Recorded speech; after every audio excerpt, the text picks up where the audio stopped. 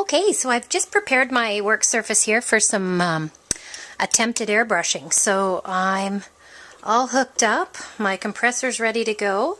I'm using, this is new to me, like I said, I just received them in the mail, so I'm going to give it a try. These are by Jacquard, and it's Dynaflow liquid dye for airbrush. So I am anxious to see if this is going to work. So cross your fingers. I'm going to lift him up here and just see if this is going to give me the results that I want. I'm using a white dye to go over this sort of a crew color. I'm not seeing much of anything yet, and that's better than a big blob, so I'm just going to have a look and see if I'm getting any effect. And what I don't want is a really wet look. So I am holding it pretty far back just to test out my distance. I am getting a pasty look. I know it's hard to see likely because of the, you know, I'm using white on top of cream, but I can see it sort of developing here. So I'm going to keep going. And this is also, it's going over top of my shadows and everything that we just created, but nonetheless, that's okay because, you know, that's why we did them dark. They're still going to peek through this white. Yeah, I'm getting a pasty albino look that I want. So I'm going to just keep pursuing this a little bit longer and see where we're at.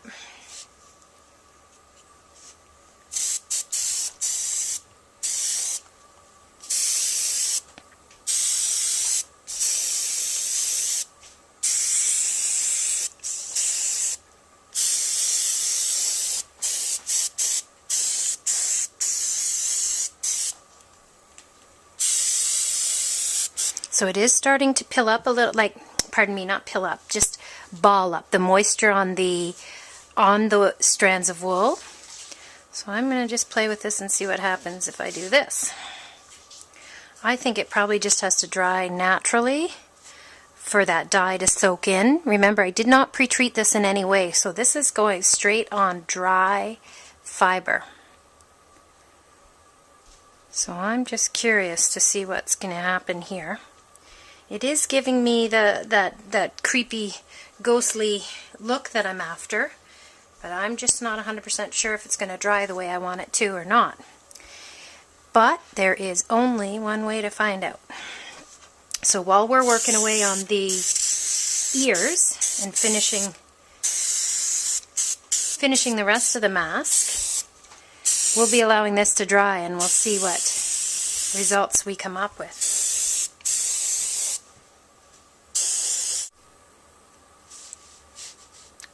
Okay, so I am liking it.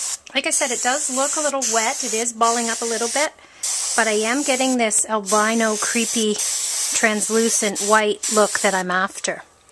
So I'm going to just keep the faith for a little while longer here. Let this dry on its own. And then work away at the rest of the mask and hope that that turns out the way I want it to. Like I said, if not, we've got a few more options still available to us. So I'm just going to make sure I have enough coverage for the look I want. Yeah, I think that really has taken away the ecru look and given me more of a white. I know it looks wet, but I hope that will get absorbed into the fibers and dry naturally. But we are about to find out. So just make sure each area has enough coverage for my liking. There. Well, here she is. She's all dry now, and I'm okay with how it turned out. It's like I said, I was experimenting with the airbrushing technique, and I think I really A, have a lot more to learn with airbrushing, and B, I chose the most difficult color, being white, on top of ecru. So, you know what, I'm pleased with it for now. I'm going to proceed, and then, you know, like I said, I have lots of other coloring options if I really decide that it's not what I want at the end. But I think once we put the hair on and everything, it's really going to accentuate how pasty and pale her face is. So I'm ready to move on. Now I have decided to not give her ears because of the gorgeous locks that I've decided to use for her hair. I'm going to show you what I mean. These just arrived in the mail, and they are some very long, gnarly Icelandic locks. So look, that couldn't be any more perfect for Witch's scraggly, greasy, gross hair. So these have only been soaked once. They haven't been fully cleaned because this is the look that I want. I want her to be a scary, nasty old witch. So I think that hair right there, see how it's got some gray and white and black all in it? I think that really brings out her face, and you can see why now I've chosen not to go with the ears, because I want this hair to really really be the focal point over here, and I'm going to run out of room, really, quite honestly. So I want to leave off the ears and go with that. I can start attaching that hair, and then I can get into the finishing details, like the warts and the tooth, and then we can call this evil witch done, I would say. So I'm going to go ahead and start attaching this hair. There's no special trick other than I want to use some long deep strokes. I want to make sure the hair is really good and attached. So I always just lay it out first, sort of mock it up how I want it to go before I ever make any pokes, and just make sure it's nice and even throughout, as best as witch hair can be. And then I'm going to start at the top and sort of see, this is where it's been sheared from the sheep, so I'm going to leave those clumps that are already matted. That helps me actually attach it. So I'm going to go ahead with some deep strokes straight into the mat and start attaching the hair.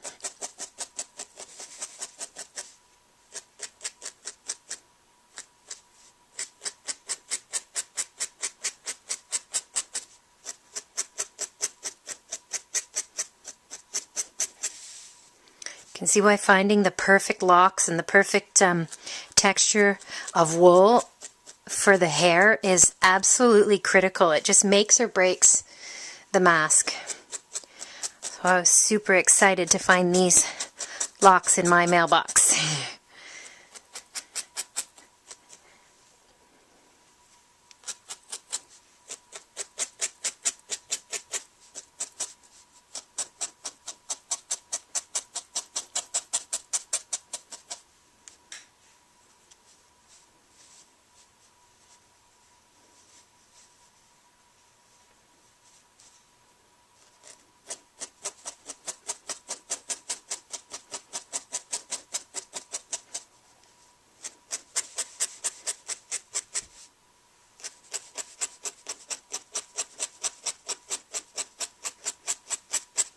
Being careful not to cover too much of the forehead. I do want her to have an exposed forehead quite a bit, so I'm working way up top here.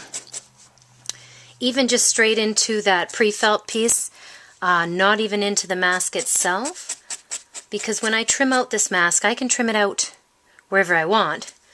First of all, so that means I can extend it a little bit just by using the pre-felt, not the actual wool sculpted face.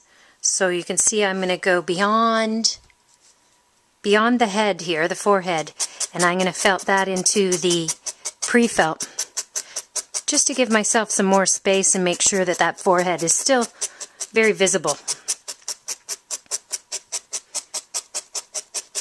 Nice deep strokes, because I do not want the hair to fall out. And when you're thinking about wearing a mask, the hair is kind of something that is at the most risk of being touched or pulled, and you really want to make sure it's very secure. So I do this sort of by poking on the front and the back and upside down every which way so that I'm coming at it from all angles.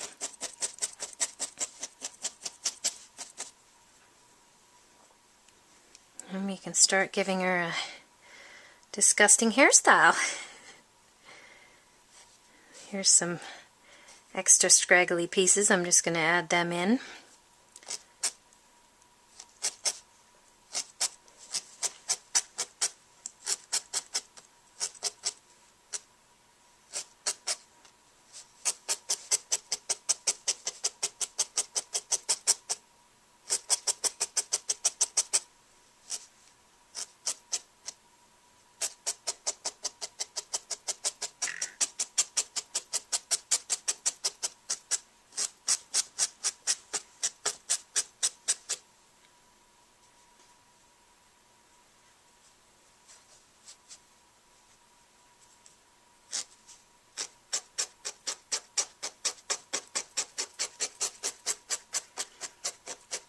And now you'll notice I'm also felting into the face, into the mask, being careful not to come up and through the surface of the mask because that would contaminate this white. And by contaminate, I mean bringing a dark color up through a light color, and then we'd have this poke of black hair coming out of her skin. And I don't want that particular effect for right now, so I am going either straight down into the mat, or I'm being very careful to go across and not up into the face. Just to really secure this hair down.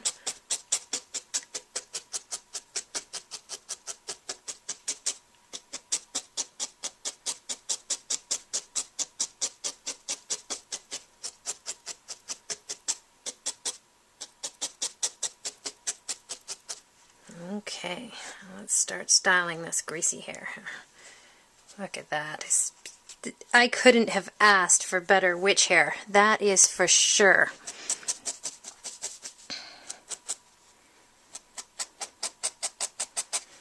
I'm going to do the same thing over here. Start working this towards the face and also down into the mat.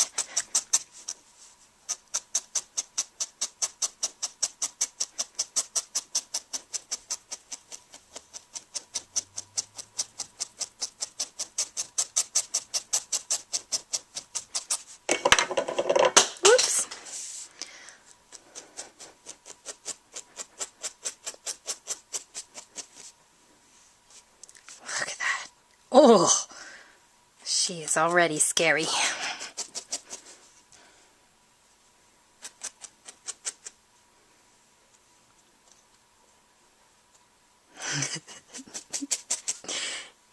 Gotta love Icelandic fleece, that's for sure.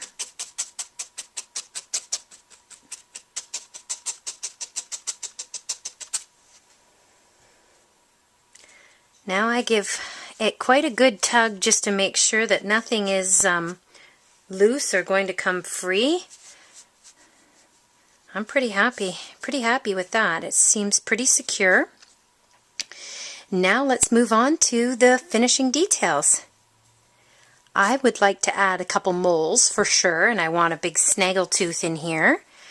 So let's see. And it's those little things at the end that really, really add to your mask and complete it. So I'm going to go ahead. I want like, you know, a mole is a different color generally, or a wart. I want it to be darker than her skin. So I think I'm going to go ahead and get like a gray, and like a browny gray maybe, even for the wart. Let's see what I've got here. Yeah, perfect. Just got some scraps. You can use such a tiny amount of wool for this. This is actually a brown to gray. I think it might be Romney. I'm not really sure.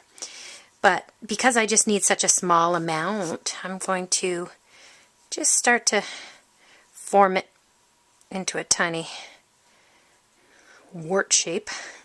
Look at that. Ew!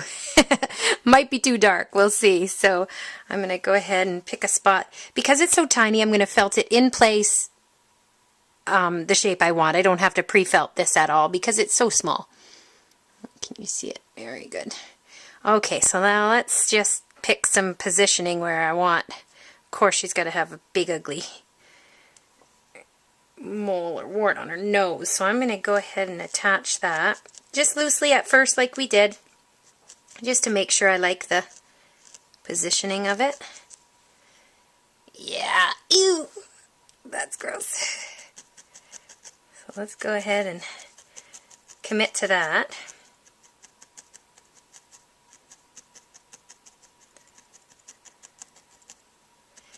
And then I can just make it as big or as little as I want. Look at that. That's gross. Now, here is a way to take this even further for her effectiveness of being hideous. I'm going to take a piece of that hair and I'm going to add needle felt in some of this black hair into that mole. Just if she wasn't already hideous enough, I thought we better go for the gusto here. Make her extremely hideous. Because when we dress up, we want to be really scary or really gross on Halloween. So I'm going to go ahead and poke as much as this. I might switch my needles actually because this is so coarse. And try and poke as many of those black hairs right in, just into the center of that lovely wart there. Okay, this is so gross. Sometimes I wonder why I make these ugly things, but something in me, I guess, wants to make them. So I just went ahead and trimmed it a little bit. I have a few longer ones coming out, and that's just gross. But that's the effect that I'm going for. So I think she needs a couple more. Now, let's see, maybe one up near her forehead or above her eye. Let's see.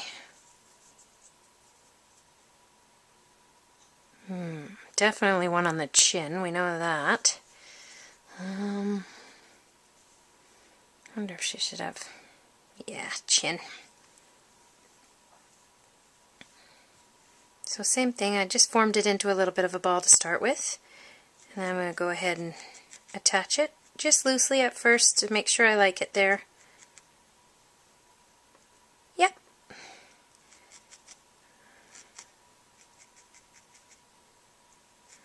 happy with that, so I'll commit it into place. There we go. We might give her some of those black hairs on her chin too. Okay, and maybe one more. I don't want it to look too planned and organized with her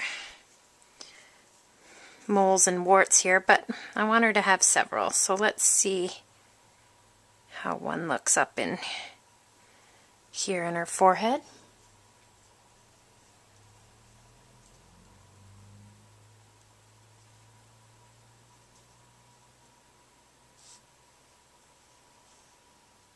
Maybe way off to the upper side here. Let's see how that looks.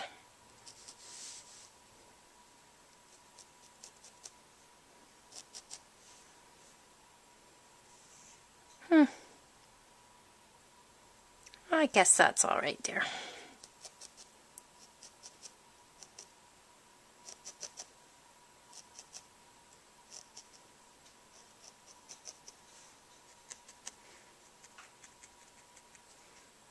Okay, we'll add a little more black hair to the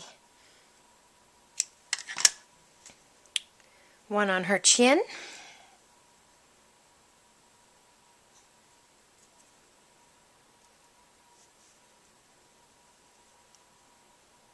So I've just folded a few of the fibers over. What I'm hoping for is to just grab a few of them in the middle there with my needle and poke them straight in.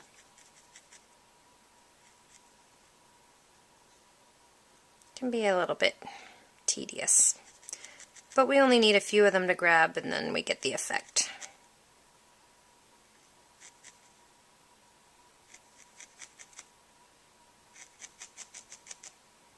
Just when you think you got some, do a couple deep thrusts, and then it should lock those in there. And you can pull away any of the ones that you know for sure didn't get attached. This is making me laugh. I don't want to meet this witch here ever. Gross. Okay. Now, one last mole to deal with up here.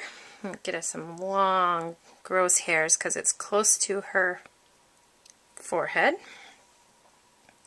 So I've just folded them over, and now I'm going to try with my needle to grab as many of those as I can and felt them in.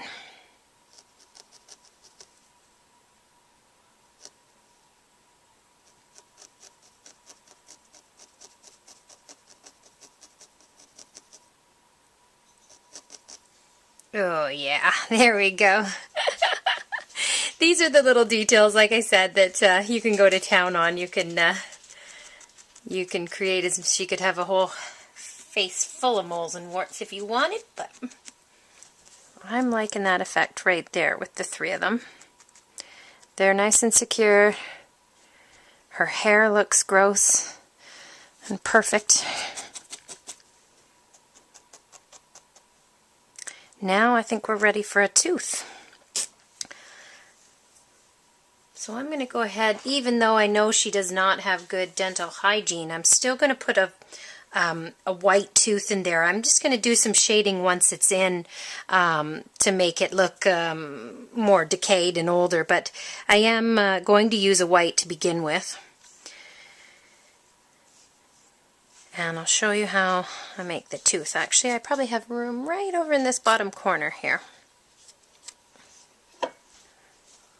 So this is just going to be the one last tooth she has left. I've just got myself a small piece of wool. You don't need a whole lot for teeth.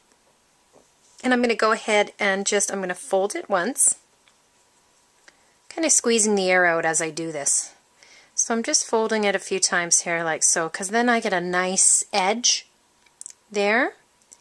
And then I'm going to go ahead and take it and fold it again in the other direction. So what you should have, sort of a chiclet looking piece of wool. And then I'm going to go ahead and I'm just going to lift that up so I can just work straight on the mat. I want to make a few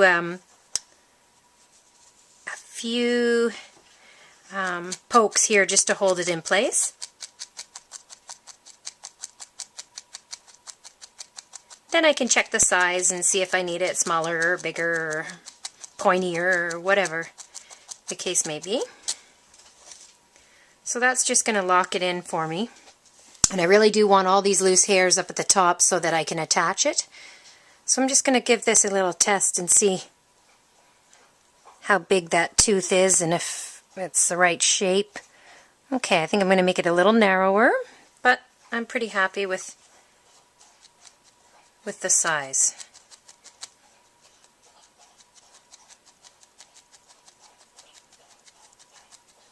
So I'm just very gently, I don't want to go all the way through and felt this to the pre-felt. I'm just giving it a few gentle pokes with my yellow needle to attach it and make it form its tooth shape.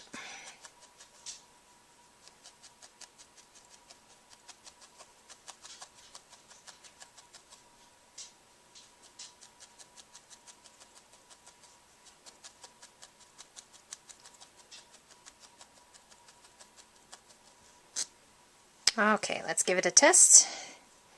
There we go, look at that snaggle tooth. So you see all that nice loose fibers at the top now. I have a lot of attachment room. So I'm going to go ahead and start to attach the tooth. And I'm basically holding it in position roughly where I want it and felting into the upper lip. But being careful not to come up and straight through again, like I said before about contamination. Even though this is white, we would still see it because it's a different white than what I've used to color the face. So I'm using nice, straight, long pokes that way instead of coming straight up from underneath. Just working my way around and attaching those loose fibers. Just holding the tooth. Now I can start to position it and wiggle it.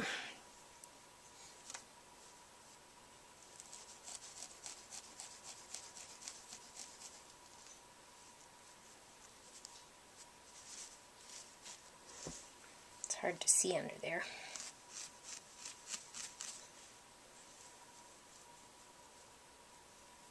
Okay.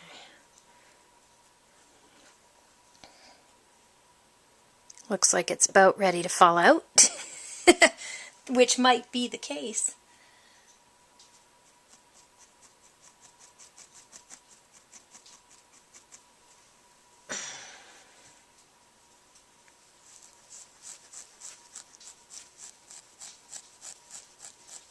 Just make sure it's got nice, good attachment.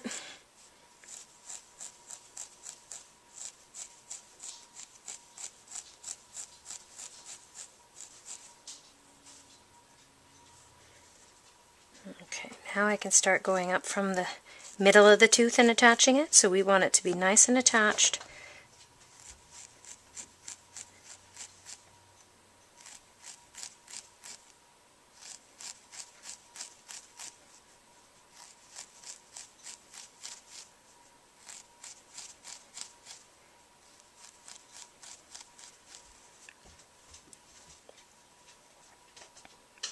Now I've gone and pulled at it a little bit and messed it up over here, so I'm just going to correct that.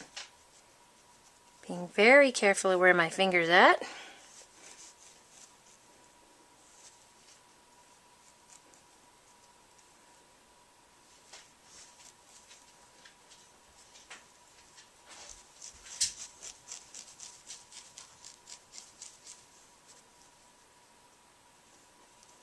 There we go, there's her little straggled tooth there, just barely hanging on for dear life. Okay.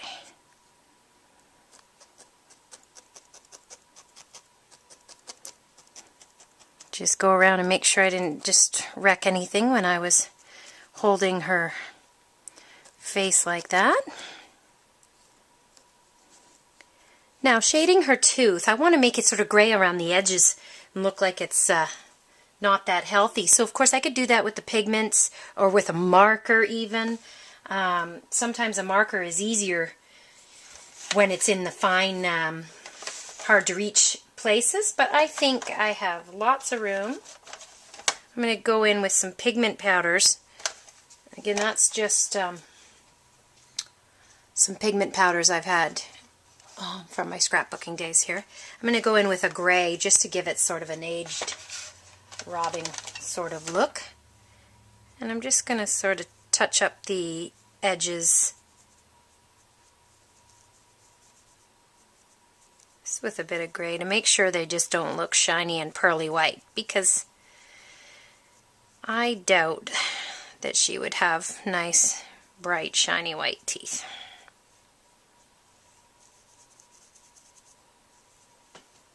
There we go. Oh, I love this one. I love that wart. It's disgusting.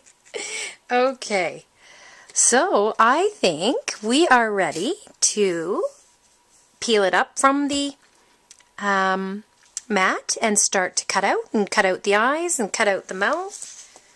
Well, we did the mouth already. Never mind. Let's do the eyes and the actual shape around the head so that we can attach. Look at her. She is scary. Okay, so this part is nice and simple. You just are being very careful not to cut away anything that you have already attached. So I'm going to just be flipping her around quite a bit. And I'm going to go ahead and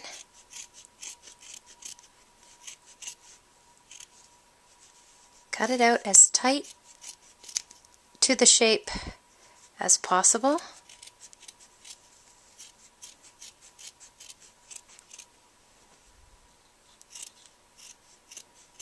Without giving her a haircut. So we just spent all that time adding her hair. Just take your time around these edges and make sure you don't cut off anything that you need.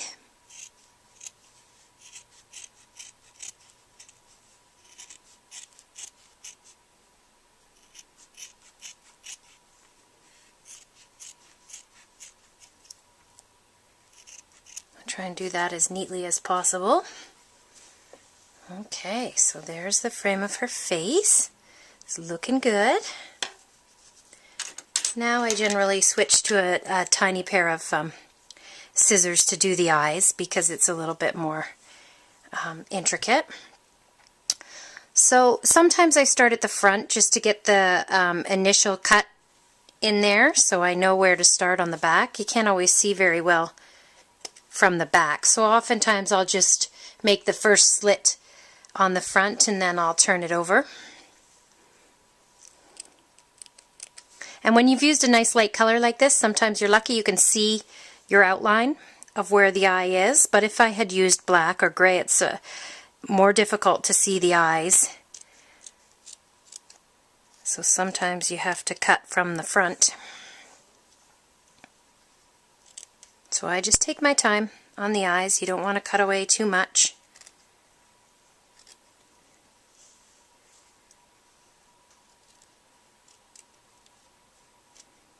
And the eyes always need more work once we've cut away the pre-felt, because you don't want any straggler wool poking in anybody's eyes.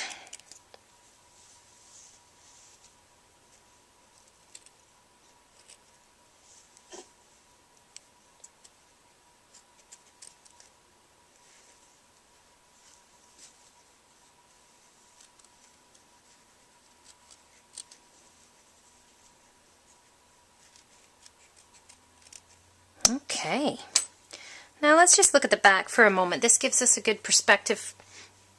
It's still very flat here, and I like to work my masks so that it fits around your face a little better.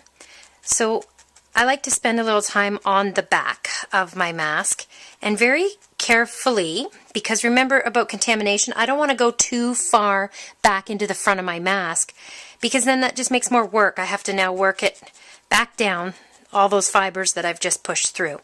So I want to work the back, but I really want to do it on an angle where I'm really just shooting the fibers across instead of straight through, straight down.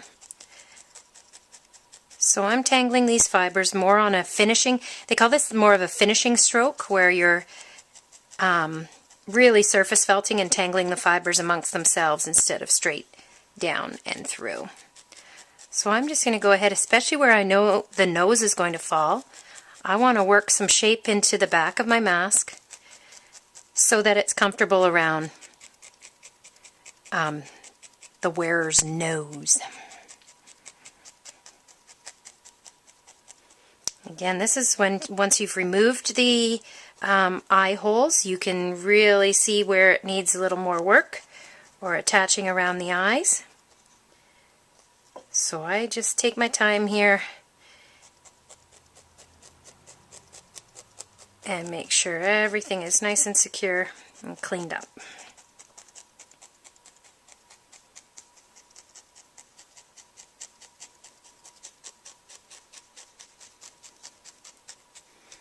There, I can have a good view of that tooth too that I've attached. I want to make sure that's in there good.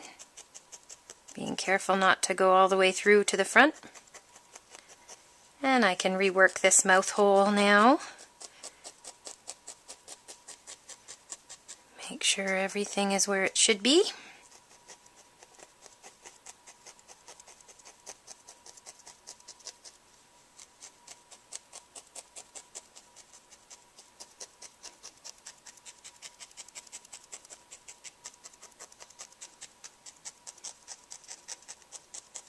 I'm going to go ahead and switch to my heavier needle. I just want to be able to push a little more here to indent it for the nose.